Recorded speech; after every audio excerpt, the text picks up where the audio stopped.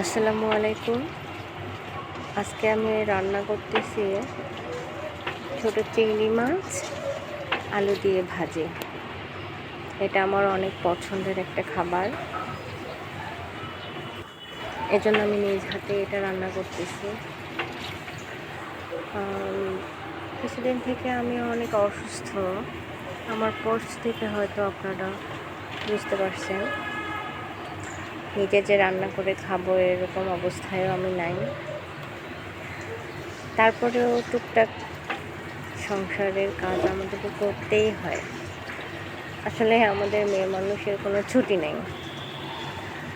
মেয়ে হয়ে জন্মালে আমাদেরকে নিজেদের তো করে খাওয়া লাগে। আমাদের পরিবারের সদস্যদের ভালো রাখার দায়িত্ব আমাদের কাঁধে এসে পড়ে। যদিও আমরা নিজেরা চলতে পারি না, তারপরেও তাদেরকে ভালো রাখতে হয় আমাদেরকে। যাই হোক, আমার জন্য এবং আমার পরিবারের জন্য দোয়া করবেন।